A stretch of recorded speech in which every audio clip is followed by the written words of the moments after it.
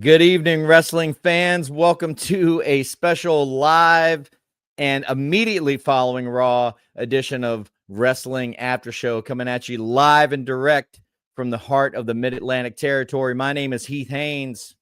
And I'm Jonny Fairplay. And we're here to talk about some wrestling tonight. Mostly the stuff we like, some of the stuff we don't, and all the things in between. We're going to mainly be talking about the Elimination Chamber PLE that's coming up this weekend, our preview and predictions for all the action that's going to be contained therein.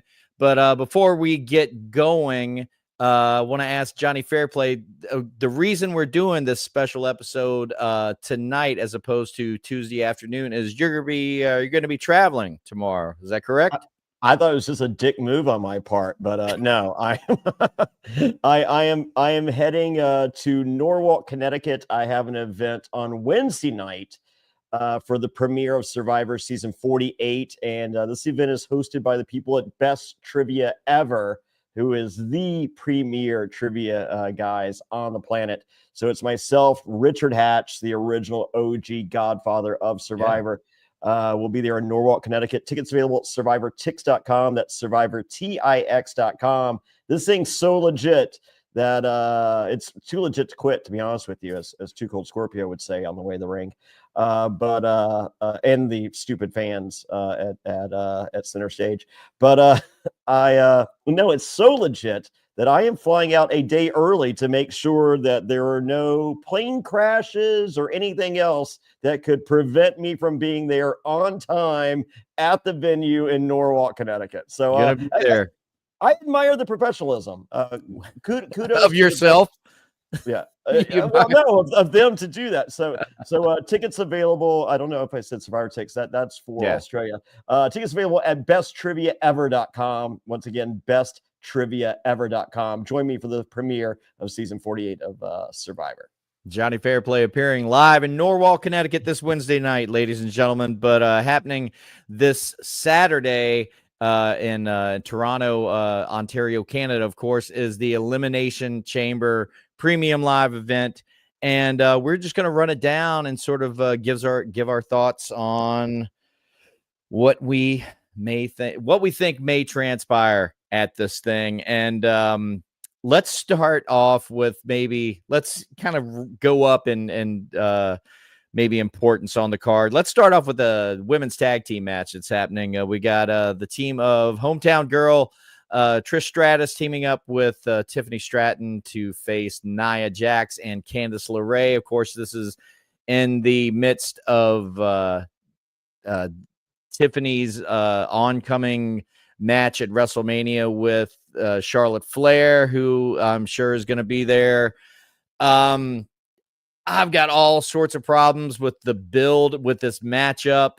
With all of it, I feel like Tiffany Stratton, the fans want to cheer, but she's not really giving anybody a reason to. I mean, the motivation to cheer Tiffany Stratton was to get even with Nia Jax.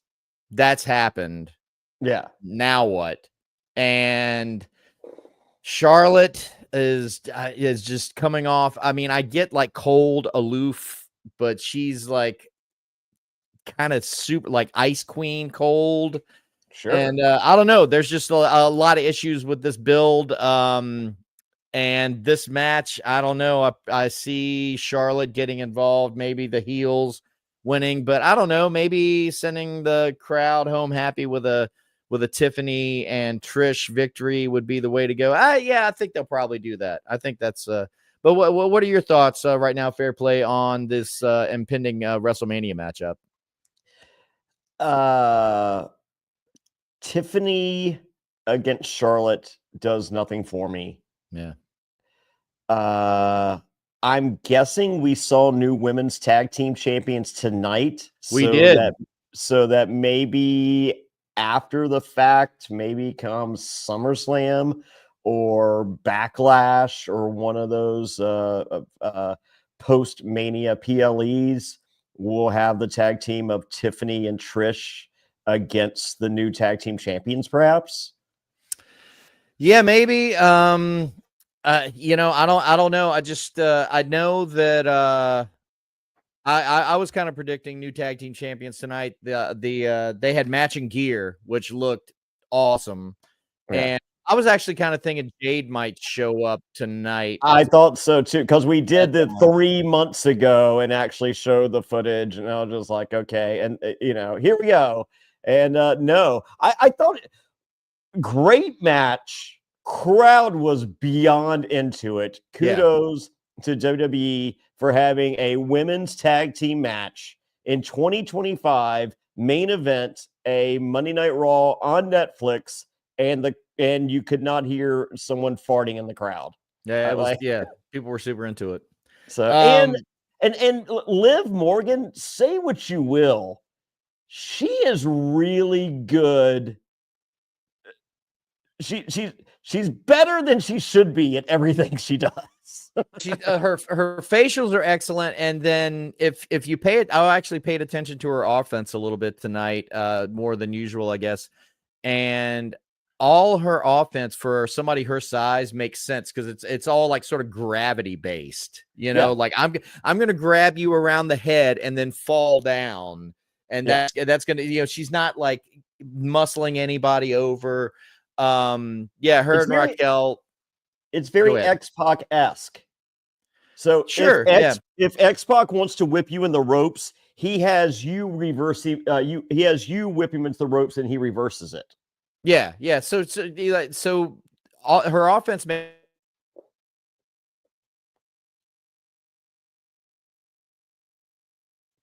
Uh-oh. He's frozen. Is it Happen. my fault for going for the high quality camera?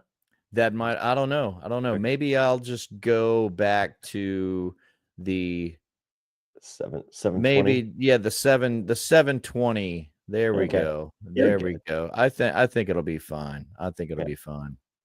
And we're Okay. back. Yeah.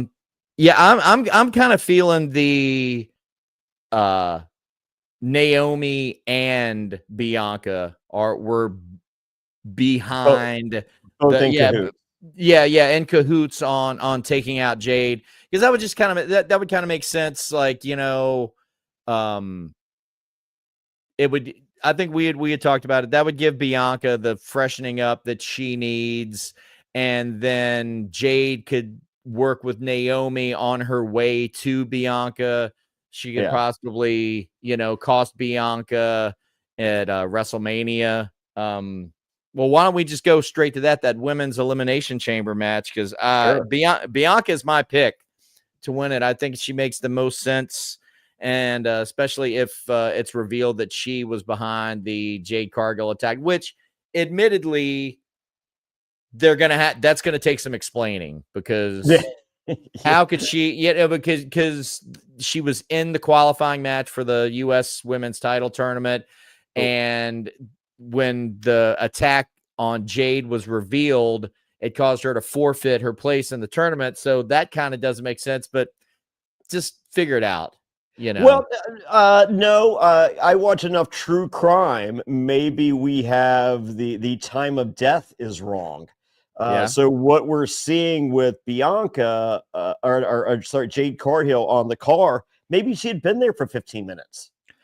Sure. Yeah. That's what I'm saying. That, they can explain it away. It just, how they presented it at the time wouldn't make sense for Bianca to be a culprit, because she could have done it beforehand, but then, or I guess maybe since it got revealed during her match, she felt like, oh, if I don't go run out and act like I'm super concerned for my tag team partner, then it'll be obvious that I was behind it. So so just a little bit of explaining there, but yeah, I think she comes out the winner, because you're looking at who else is in this thing. Actually, no one. If Liv Morgan is all the kudos I just gave Liv Morgan 3 minutes ago, they are all gone if they think we can accept another Liv Morgan versus Rhea Ripley match. Agreed. I think my personal favorite is I've really come along in my Bailey appreciation lately, and I mean, she's going to be who I'm pulling for, but I think Bianca makes the most sense if you look at a matchup with Rhea Ripley at WrestleMania. Where is this Bailey appreciation I from? don't know. From the depths of somewhere. I don't know. It's part of it. Part of it has to do with, she committed and did some work, and she got her physique together a little bit, not back to NXT. 20, not back to 2015 Bailey, but it's better than it was like 6 months ago for sure. Okay. But yeah, it's I don't know. I'm feeling the love for Bailey for some reason. I don't know if it's her if it was the BBL promo she cut on Nia. Yeah, I'm gonna say it's not necessarily because of anything to do with her presentation on TV. It's it's I can't explain it, but yeah, I'm feeling some love for Bailey. Roxanne Perez, it's too early. Alexa Bliss just got back. That wouldn't make sense so much. Liv, we've already seen it a bunch of times. The betting odds are Alexa Bliss and Bianca. Okay. Yeah. I'm okay if Rhea Ripley vows to rip up the Lily doll and we never see it again, and any kind of association with the Fiend or any of that moving forward, I'll allow it. Well, that's the thing. I feel like they're keeping all the Fiend and Wyatt Six stuff far away from main event action. So, and she hasn't, other than her gear and the back of her jacket saying "Best Fiend Forever," like they haven't actually connected her with the Wyatt Six. But I feel like there's enough of a connection there where they're going to keep her away from the main event. And I feel like possibly somewhere out of this match we could find something for all these girls to do, at Mania. But Bailey is my personal favorite, who I'm going to be rooting for. But I think Bianca is going to take the win. And do you? I mean, so you're Bianca with the win? The only match I care to see at Mania, unless there's like an attack before the match and maybe Becky Lynch, but I don't even know if I want to see Becky Lynch versus Rhea Ripley. Yeah, I mean, she's out of the picture right now, and it's funny because we spend a good deal of time each week talking about like, oh, so and so and who's going to do this, blah blah blah, but we never really think about like all the people that aren't there, like Becky Lynch not around, Asuka not around, Randy Orton not around, Roman Reigns, you think he's still going to be involved, but like he's not around right now. Yeah, but Becky Lynch is one of those huge names that you're like, where if she was going to be around, this would be the time for her to be around. You know what I mean? Yeah. So I'm going Bianca. I would like Naomi and Bianca to both turn so that Naomi holds off Jade Cargill through Mania, so we can kind of get the one-on-one that I think a lot of us really want to see. And I'm very cool with heel Bianca versus babyface Rhea Ripley. I have found it very easy to root for Rhea Ripley, and I don't see that changing. But I also find myself really loving a heel Bianca Belair, and that's someone I can root for as a fan of the bad guys. Absolutely. I think that'd be the best move, and I really hope that's where they go. I didn't watch all of I watched SmackDown in like bits and pieces. Well, actually, no, I watched all of it up until the end of the Rock Cody segment, which we're going to talk about in a minute. But I'm moving on to the unsanctioned Sami Zayn, Kevin Owens match. What were they referring to tonight? How has Kevin Owens incorporated Sammy's family? How has he brought them into it at this point? Because they kept referencing that. I didn't know what they were talking about. Instead of the car promo, he cut the promo at Sammy's house. Oh, dude. Oh, brother. Piece of shit, Kevin Owens. Oh man. So Sammy had the interview with Jackie Redmond tonight, and he said he was like, I found myself at Kevin Owens' house this week, talking to his mom. And then I was really ashamed of myself. I was like, Yeah. what do you, okay. So that's where that all comes from. Yeah. So this But is what, the vibe I got from the Sami Zayn interview with Jackie Redmond was it was not creepy that he was at Sami Zayn's house or at Kevin Owens' house talking to Kevin Owens' mom. yeah. Yeah, But he where felt bad Kevin about it. Owens was creepy, a creep. Yeah. Yeah. So this is wild because I didn't see them doing this match this early. Yeah. I had this figured as a WrestleMania. I think we spot all for have both this these guys. penciled in for Mania, and I think there's a reason that we're getting it now. Okay, so are you thinking they're gonna run it back, or do you think this is when we see like Randy Orton come back or something like that? I think Randy Orton comes for revenge, accidentally fucks over Sami Zayn. We get a three-way. The only thing that is pulling my heart against this, if the rumor and innuendo of CM Punk, Seth Rollins, and Roman Reigns is a three-way, are they really going to have another three-way featuring Randy Orton, Kevin Owens, and Sami Zayn? My answer is that's it's cheap. Yeah. Yeah, it's just that right there is some fucking 2K25 my GM shit. Just like where's Teddy Long and the Undertaker? when you're doing my GM, you want to have like enough people on your card to where all your guys can stay kind of healthy, but you don't want to have too many people that you can't get them all on the card. Keep them sort of on the show because they get pissed off if they're not booked regularly. So what I end up doing on my GM mode is you end up doing a lot of triple threats and fatal four ways just to get everybody on the show. And yeah, that works in my GM mode, having 3 fatal four ways on a show. But yeah, WrestleMania, you don't want to have a bunch of triple threats and shit just to get people on the card. So that's interesting. I would never make it past intermission at one of your shows if you were the GM. I will have seen my fair share of all the wrestling I needed for the evening. Yeah. 2 matches in. Here's the formula for my GM mode. You want to have 20 people on your card. Sure. At least 24 maximum. Yeah. And your PLEs are 5. You get 5 matches. And so your ideal by the time you get to WrestleMania, the end of the season, you have 5 matches on the card. You want to have 2 tag team matches for the men's and women's tag team titles. And then I always book 3 fatal four ways for 1 for the women's title, 1 for the men's title, and 1 for the men's mid-card title.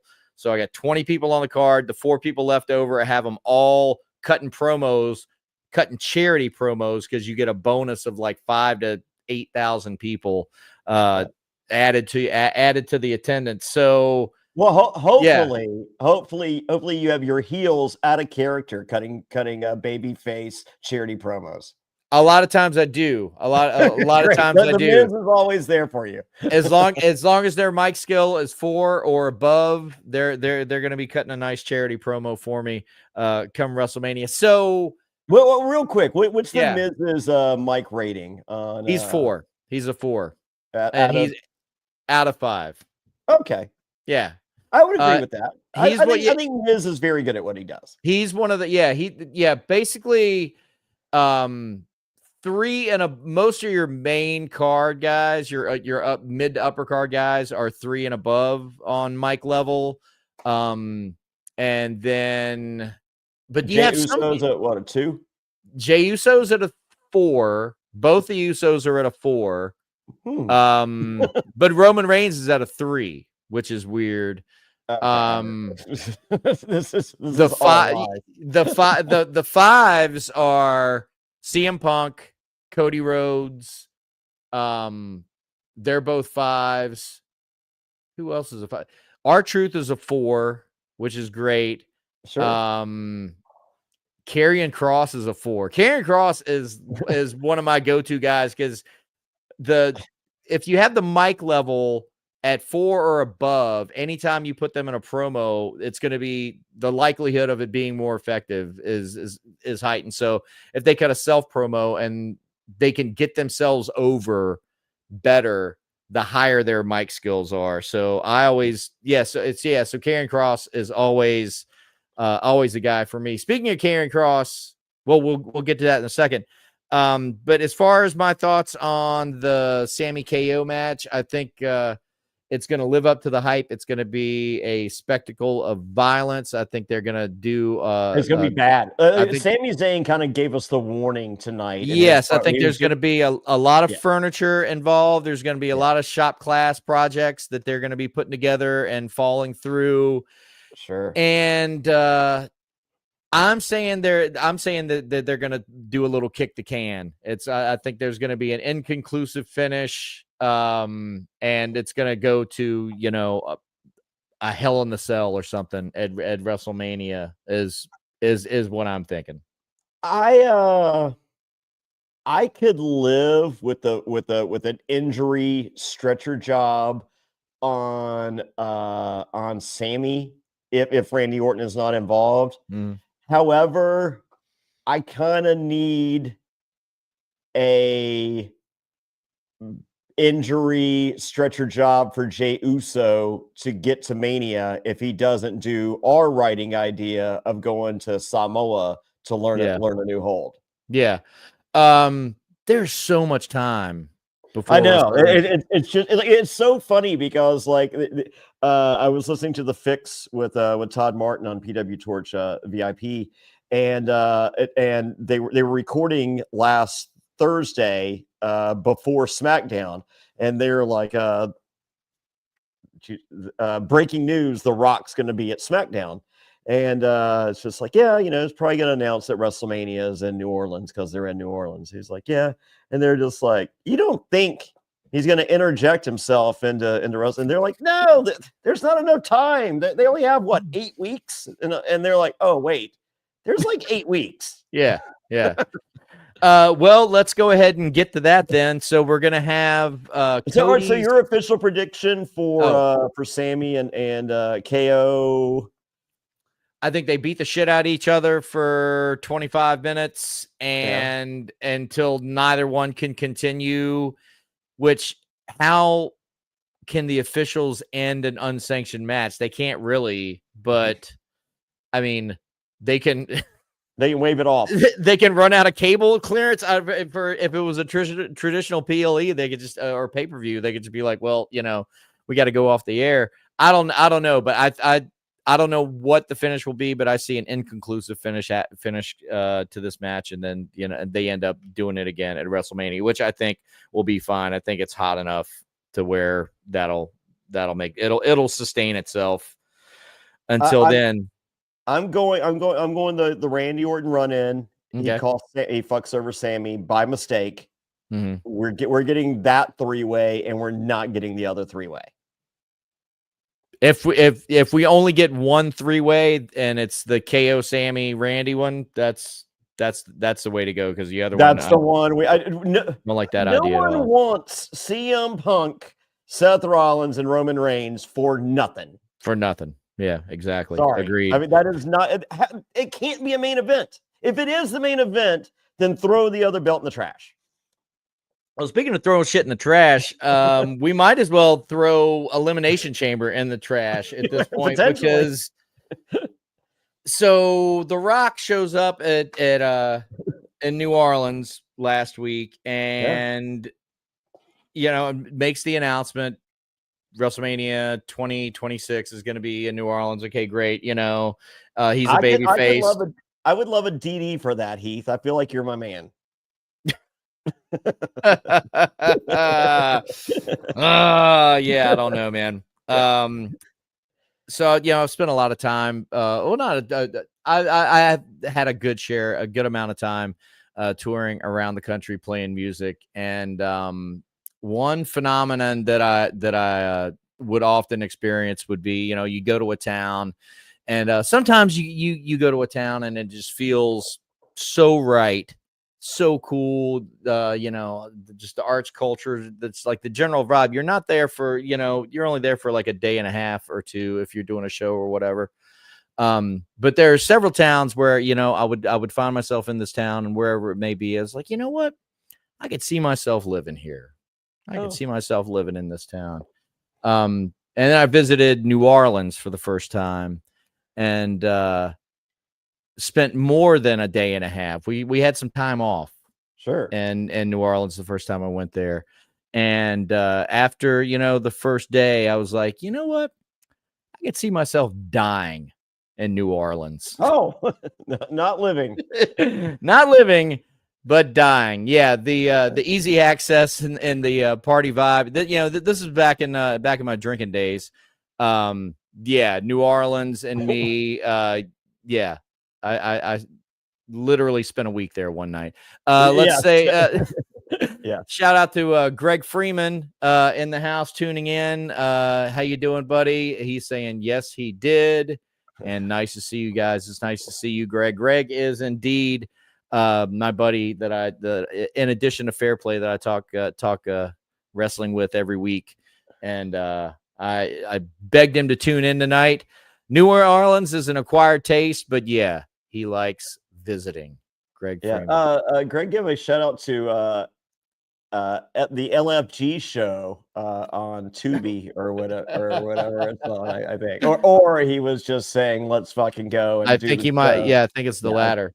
Yeah. So anyway, Rock comes out to New Orleans, and he's a baby face. Yes, WrestleMania's coming. Just like the last time we've seen him. Nothing's new. Nothing to see here, Heath. WrestleMania's coming to New Orleans. He calls out Cody Rhodes, and he remains a babyface. Sure.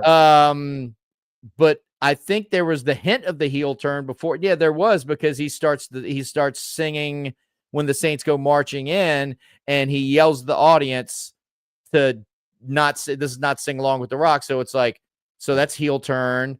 And then he turns babyface, and then he calls New Orleans the STD capital of the South. So now he's turned heel again. That part's true. Fact-finding missions, I feel, are babyface.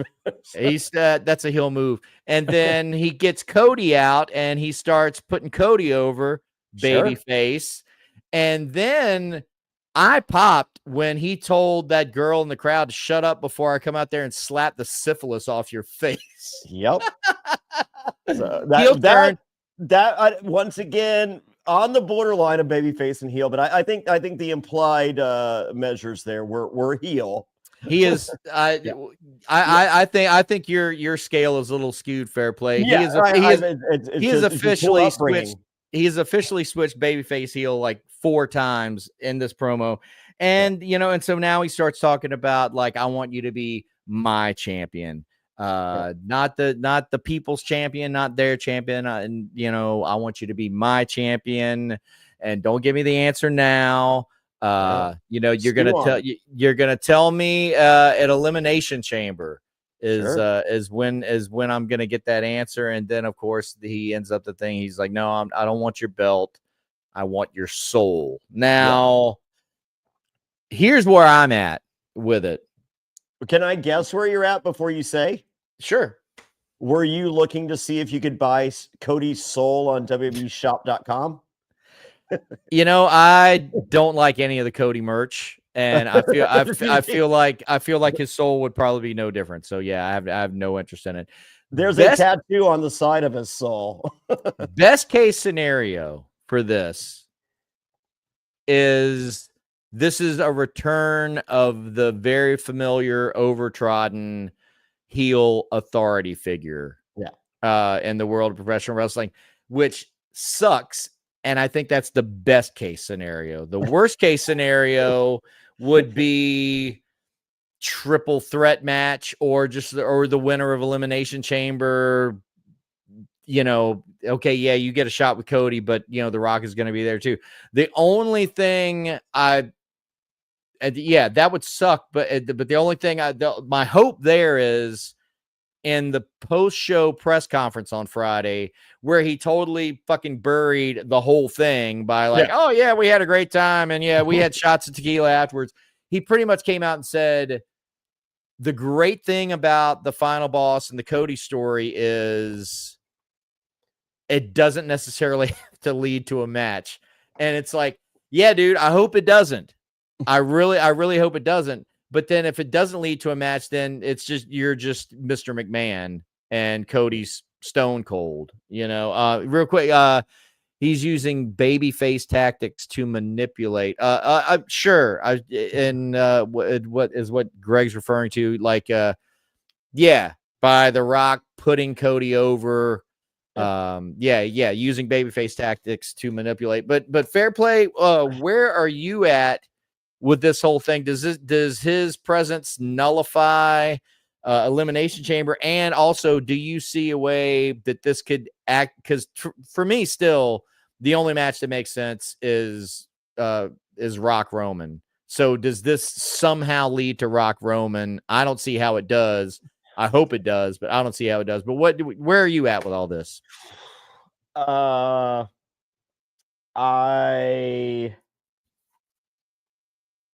think the tried and true heel general manager authority figure is played out to death. Mm-hmm. There's a reason we haven't seen it in a long time.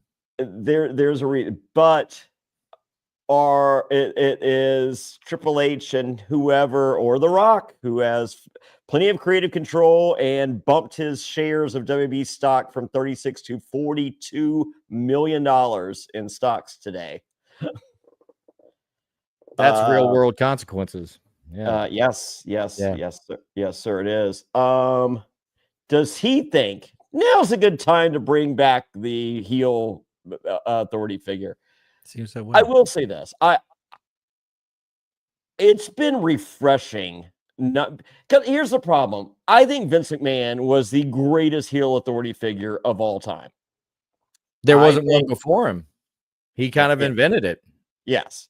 I think Bischoff did a lesser job as heel authority figure. And I think in other promotions, we have seen the worst versions of the heel authority figure that are like literally channel changing, inducing. They're so fucking horrible. Yeah. If The Rock is going to be the heel authority figure of anyone to be the heel authority figure of all time, possibly the best fucking guy ever to do this. He could maybe pull it off, but I just think there's so many dead ends that you run into. I feel the heel wrestling has figure. worked.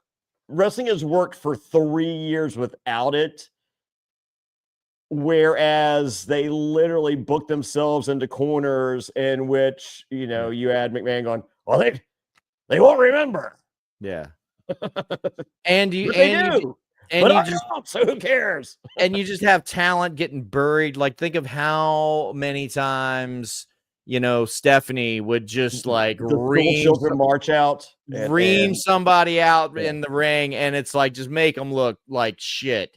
Yeah. And they can't, and they can't do anything realistically, because this is my boss.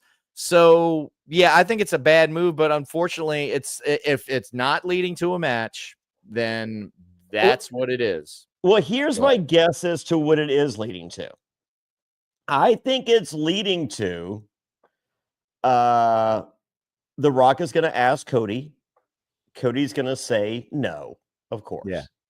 He's the good guy. And that's going to cause The Rock to find a replacement. Mm-hmm.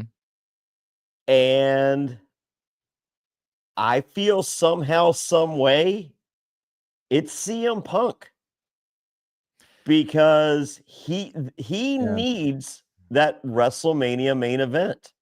He's promised it. He called himself Satan tonight. He's willing to do anything to do it. And if that's giving his soul to The Rock, he doesn't care. He has to do this. And if you tie it all together, I was talking to Greg this afternoon. WWE Vault has a way of, if you're paying attention to the stuff they're posting, they will post stuff that's like, oh, maybe I should pay attention to this. They just posted the story long form video compilation of The Rock and CM Punk around WrestleMania 28 or whatever that was, where Punk was a champion and then he ended, the 434 was ended because he wanted he ends up dropping it to Rock. And so what if The Rock, who caused Punk to not headline the 2 WrestleManias that he most likely would have headlined because he was the champion. Sure. Now The Rock is the reason that he's able to headline this WrestleMania. I will become your champion, Dwayne. I mean, that would, and then you have corporate Punk, which if I feel like as effective as a CM Punk heel turn would be, I feel like corporate sellout Punk is still like not the way to go. But I could but it burns extra hard, doesn't it? I would burn this hat extra hard probably. And then I just buy another one next year. They could do that. I don't see The Rock being around full time. I mean, we still have The Favor out there with The Favor Paul out Heyman. there, and so many moving. Paul is so great at storytelling.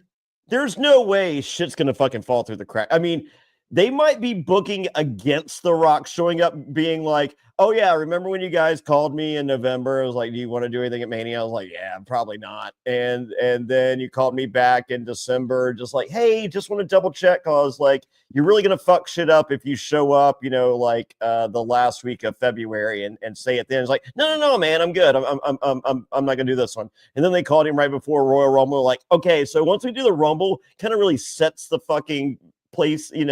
We do this thing called the Royal Rumble every year, Rock. I know you don't watch everything, but we do the Royal Rumble, then we do later. It's like, dude, I'm not fucking, I'm out. I'm not doing Mania. And then, hey, you know what I was thinking? Maybe I can be a part of Mania somehow. According to the backstage scuttlebutt is at some point early last week, they were made aware that this was happening and that The Rock was coming in with ideas and thoughts, and they were going to have to write around it. And I feel like, this malaise is not the right word, but maybe it is to an extent, sure, that I've expressed on this program in the previous weeks, of just like there's all these seeds being planted and nothing is really giving us an indication this is a direction they're going in, this is direction. It's just all these possibilities. Well, I feel like that might have been intentional because they knew they were just booking around. Okay, well, we have to have all these contingency plans in place. This guy fucks us. Exactly, for when The Rock decides he's gonna fucking be a disruptor. And why is that a good thing? Why is being a disruptor, why is that trendy and cool? Why is that a great thing? I don't ask my good friend Logan Paul, who owned CM Punk in the promo earlier tonight. I disagree with that. He did not.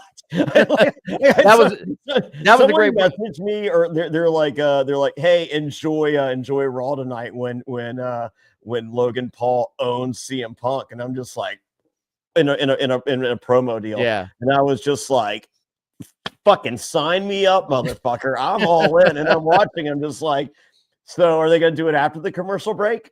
Yeah, no, that was a good segment, and I love Logan Paul. Logan Paul is growing on you.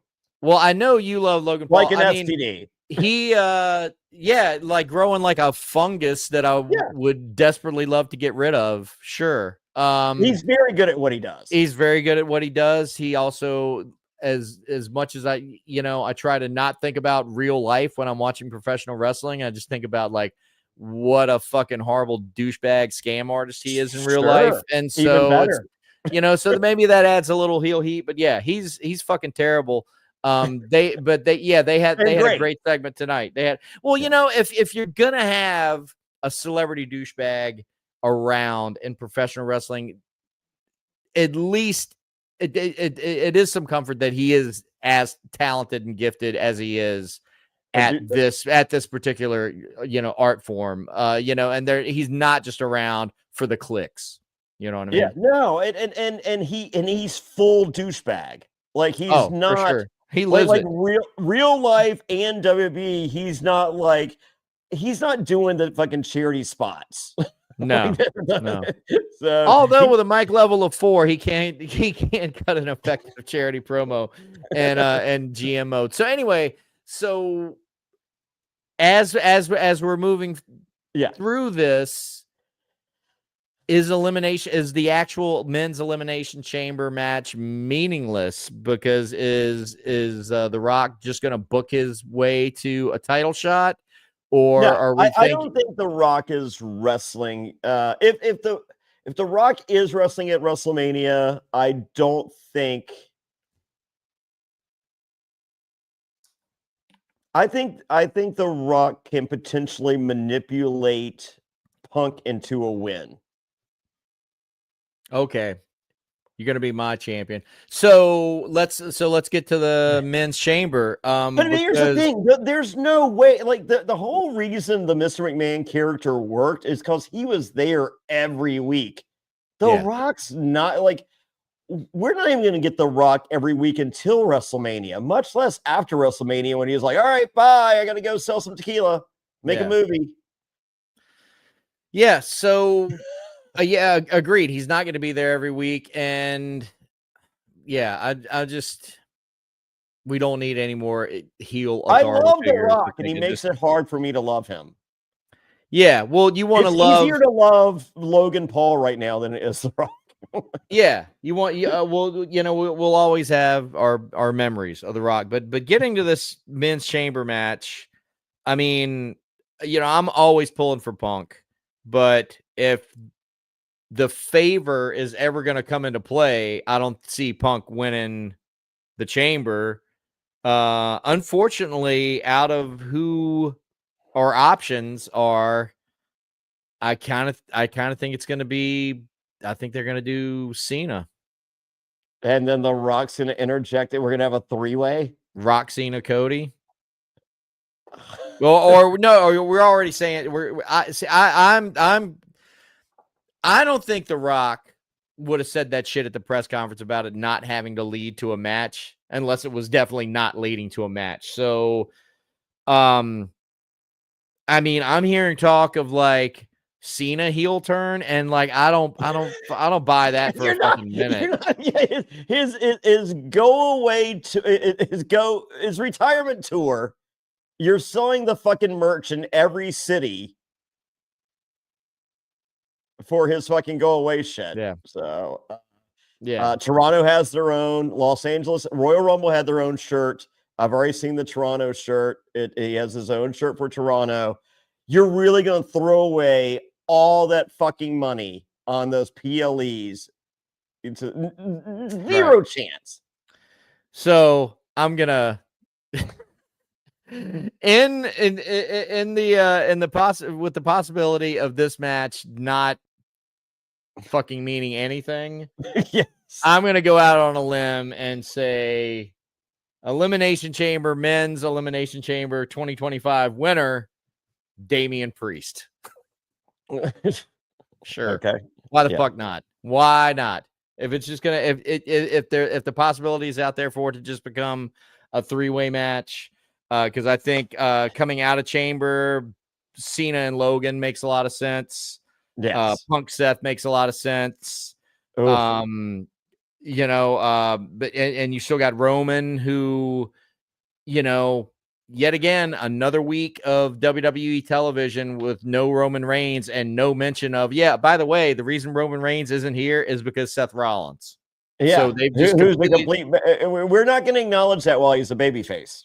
And he's such a baby face. Like he came out tonight and it's like high fives and everything. And then last week in Charlotte, on the way to and the way away out of the his match, high fives, signing autographs, Glad handing. Yeah. So they're not even teasing the No. fact that he might be turning heel. So I don't know, man. Fucking not having Roman Reigns around, as much as I feel like he's kind of played out a little bit, is kind of fucking bumming me out right now. Because I do feel like there's story beats that could be happening that he needs to be involved in. Drew McIntyre. Is Drew McIntyre going to be in a fatal 4-way for the US championship at WrestleMania? Is that what's going to happen? Is it going to be LA Knight WrestleMania? I mean, LA Knight, Drew McIntyre, Shinsuke Nakamura, and whoever the fuck, and Damian Priest for the U.S. title. Well, it's not going to be a 3-way. I know that. God damn. Fatal 4-way. Heath is booking fatal 4-ways for every match at WrestleMania. And it's gonna look like fucking Heath Haynes. Actually, you're gonna love this. But you can create obviously your own characters and all the WWE 2K video games. And so sure. my personalized avatar for GM mode is a character I created named Mark Booker. Pretty good, right? God, that's almost as bad as Smart Mark Sterling or whatever. Yeah, fucking Mark. Horrible. Yeah, so this is WrestleMania brought to you by Mark Booker. Why aren't you DJ Gimmick Table as the promoter? 2K25 is coming out soon. Maybe I'll get into. Maybe I'll do a DJ Gimmick table. That's my Rise character is always the natural Scott Nolan, though. That is he is my champion. I've created him in every 2K game, going all the way back to 16. Is the natural Scott Nolan. Wow. So I look forward to creating him yet again in 2K25. Yeah. So I'm going CM Punk win. Yeah. Whether it means anything or not, I don't know. I love. They did really good with the Royal Rumble with the teases of Cody and CM Punk. That was really cool going to the Rumble. And I think they did a really good job tonight on Netflix with the tease of CM Punk and Logan Paul and Cody Rhodes and Seth Rollins, because it's something that you weren't thinking about going in, much like, Punk but like Punk and Cody Rhodes on Monday Night Raw going into Royal Rumble, like, well, obviously CM Punk's winning the Royal Rumble. Yeah. Yeah. Because that was such a great segment. Yeah. And then it was just like, are we somehow getting CM Punk and Logan Paul? No, we are not. Personally, yeah. I want to see. I mean, if you're looking at a 1v1 match, Cody Rhodes versus any one of these guys, yeah, I think CM Punk is the best option. And has Triple H let us down yet? I mean, there's been some stuff here and there, but like the big the big storylines, big picture wise, like. Everything's getting paid off and everything is lined up and been followed through on. And honestly, you just have to sort of like just keep that faith. And that's a weird thing to say when, as professional wrestling fans, for as long as we've been following wrestling, just the years of disappointment, with the Vince regime and just, shit not making sense and shit not getting paid off and just getting used to, being disappointed and being the battered housewife that just keeps going back to the shitty relationship just because you remember how good it was in the past. I mean, that's been a lot of professional wrestling fandom for years. And now it's like good. And it's still like a weird feeling to just be like, okay, trust the process, whatever, enjoy the ride. I mean, Which I could envision a world where Paul Heyman and Triple H and the powers to be, you know, and everyone creatively, you know, The Rock shows back up. He throws this thing out. He goes to Cody. He's like, Cody, I want, you know, so will you sell your soul? Cody says no. Punk wins the chamber. It's Cody versus CM Punk as the Lord intended. And then The Rock goes, okay, well, you wouldn't sell your soul, but I found a guy that would, Jacob Fatu. sure. And it's just like, well, are you going to fuck up everything? And then CM Punk's the favor. He calls Paul and he goes, look, I've locked in this fucking match. I did what I had to fucking do. I jumped through the fucking hoops. I went through the fucking flaming barrels. I did all the fucking bullshit. Can you have your guy take care of the fucking Rock's fucking soul that he just acquired? Now, this scenario that you're describing right now, is this like storyline or is this like behind the scenes what you think is happening? Well, no, storyline. Yeah, okay. Because I mean, like but with a little bit of realism here. I mean, behind the scenes, I can definitely see, you know, Paul Heyman who, you know, is not in charge of creative in any extent, but you know, does have a certain say over what happens with Roman Reigns. I feel like, and he is a Samoan whisperer.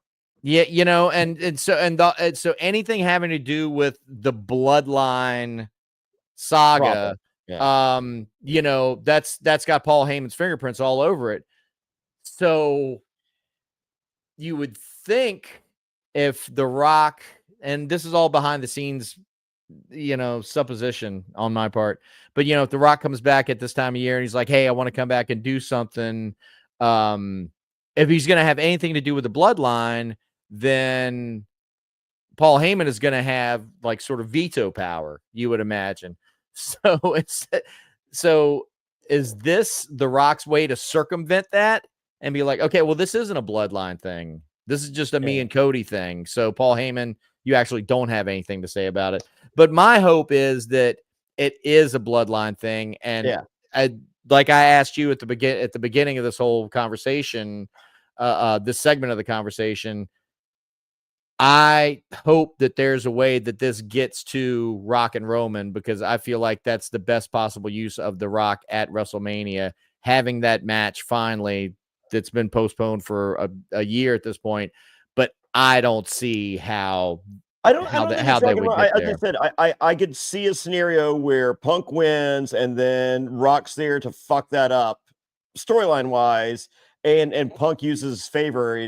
You know, what he's just like, he goes. I found the soul. It's Jacob Fatu's, and Jacob Fatu's like, I love you, Rock, and he's like, I love you too, Jacob Fatu. And it's, you know, it's fun, it's great. And then, you know, and Punk's just like, Paul, I asked for the favor. Tell your guy this is bloodline shit. This is all bloodline shit. This is like, I earned this fucking match. You fucking pacify the Rock and The Rock in Jacob Fatu's corner versus Roman Reigns is a main event. Not but and I can live with it. Okay, I can see that. But we shall see indeed this Saturday at the Elimination Chamber. Go ahead. Where is Seth Rollins in this? Well, dude, where's Seth Rollins? Where's Jacob Fatu? What's Solo Sikoa? Well, I just gave you Jacob Fatu. Yeah. Seth Rollins. I don't know. I mean, Seth and Punk made sense to me a while ago, but I think that's kind of been cooled off. Seems like they've moved away from that. I said John Cena, Logan Paul. I'm cool with that. Do you just do Drew and Seth? I think we're getting your fatal 4-way match. I think we're either getting Damian Priest versus Drew or LA Knight, or it's the 4-way for the US belt, which really feels beneath Drew McIntyre. Yeah, man. But it elevates the if Drew McIntyre wins that, it elevates the US title. I'll tell you that. There's only so many spots to go around. But I literally see nothing for Seth Rollins if this happens. Yeah. I mean, he was sort of the bridesmaid last year, although, they made a lot tonight out of like, oh, you were the MVP of WrestleMania. Was he? I mean, he did. Yeah, I think he played a pretty integral part in the weekend. I hear that. I hear that a lot. But what I remember from WrestleMania was whatever the fuck that entrance he had was. Yeah, oh, with the extra head. Yeah, the Michael Scott of it all. That fucking thing. Yeah. And then I remember, him running in Shield gear and sort of like botching the run in and not hitting his mark. So I remember that. So and it just goes along with like I fucking hate Seth Rollins anyway. So I love Seth Rollins, and I thought he did a great job. I think with a couple of tweaks, I would be on the Seth like tonight for instance when he's interjecting himself into the Cody segment. If he had just fucking walked to the ring, all business, got in the ring, sunglasses come off, and fucking let's go. But no, he's got to do his fucking shit. And that was one big takeaway from last week. And I don't know if I mentioned it on the show. The whoa-ohs during his song, that's mostly on the track. People in the crowd are doing it, but not to the extent it comes over on TV. Like a lot of that is like just built into the song that's coming through the speakers. So I just want to say that. All right. But you're right.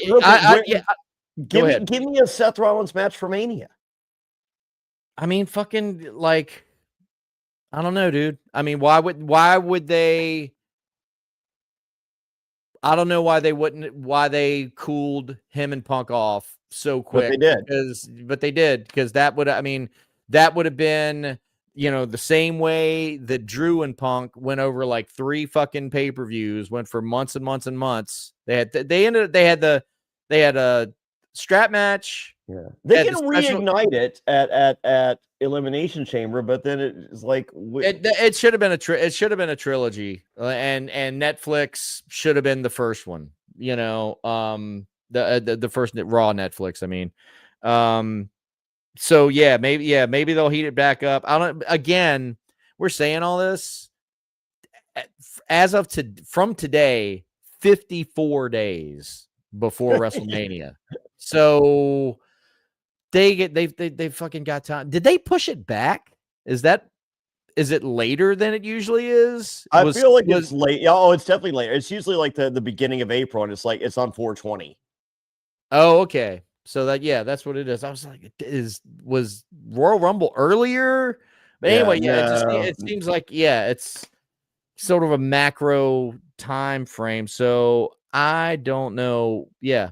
I don't have an answer for you as far as what Seth Rollins is going to do at WrestleMania. But I do have an answer as far as what we're going to do right now, and it's getting ready to sign off because you, good sir, you got an early call in the morning. Oh yeah. Only 6:25, no big deal. And I have partially packed. Well, good for you. Congratulations to our new women's tag team champions. That was a great match. And what do you when you get back into town? Thursday night. Okay. Well, just putting it out there. I've got a gigantic new television over here at my place at Fort Freedom. I've got the sound bar. I've got everything. That's Saturday. So I have kids, grandkid, and more arriving sometime on Friday and leaving on Sunday. So I'm either watching with them or escaping to your place. So hey, there you go. I will be the escape plan if you need it. Sure. Yeah. So I will say this. It is a WWE pay-per-view, which might and we got the warning, and thank you, Sami Zayn. We got the warning from Sami Zayn. That match in particular may not be the match that my 7-year-old needs to see. The fact that the Elimination Chamber 2 matches are in the Elimination Chamber maybe a sign that this is not the PLE for her. Did we actually cover all the matches? Are there only 3 matches? 4 matches. Yeah, no, yeah, it's KO and Sammy. Yeah, okay. Women's chamber, men's chamber, and then the girls tag. So yeah, we hit it all. Well, let me go ahead and do the YouTube. So you're sticking with Damian Priest as your winner pick? Why not? Sure. All right. So ladies and gentlemen, thank you so much for tuning in to another episode of Wrestling After Show. We invite you, if you like this kind of thing and this is the kind of thing you like, please like this video. If you're watching on YouTube, subscribe to the Reality After Show YouTube channel. Leave a comment under this video, and who are your picks for Elimination Chamber? What do you think of this whole Rock coming back? Is he well, obviously he's interfering. Is it positive? Is it negative? What are your thoughts on just anything you care to talk about in the comments? We don't care. We're going to read it and we'll respond. That's all the stuff on YouTube. If you're listening to us on one of the numerous streaming platforms we're on and you're able to engage with that at all, leave a review, subscribe to the podcast feed. We're trying to, farm that engagement, ladies and gentlemen. Help us out as we are up against the monolith of the almighty social media algorithm, trying to peddle our wares in this vast hellscape of internet wrestling commentary. Jonny Fairplay, tell them where to find you. At Jonny Fairplay on everything except TikTok. It's at Fairplay Talk. No H in Johnny, JONNY, FAIRPLAY. Check out JonnyFairplay.com for links to everything, including I got some wrestling items up there for sale. I got tons of vinyl records. I got autograph stuff, all the things. I am wearing, I don't know if you call it the WCW Bret Hart shirt. I don't know why they made it, because they didn't act like they wanted him to have his own shirt. So collector's item. I had some WCW Bret Hart merch that I picked up at 7-Eleven back in the day in Richmond, Virginia. So that's Jonny Fairplay, and he's going to be in Norwalk, Connecticut this Wednesday night. Best trivia ever. VIP's sold out. It's over 100 people coming to this thing. Get on it. Me and Richard Hatch. Get on it, fans. Get on it, fans. I'm Heath Haynes. You can find me Heath Haynes DJ, mainly on Instagram. That is where if I'm posting anything, I'm posting on Instagram, Heath Haynes DJ. But on behalf of Jonny Fairplay, thank you for tuning in to this live and direct episode. We might, and if you like this, leave it in the comments. We might be doing this kind of thing a little more often in the future. But for Jonny Fairplay, I'm Heath Haynes. Thank you for tuning in, and we'll see you next time. Bye, everybody.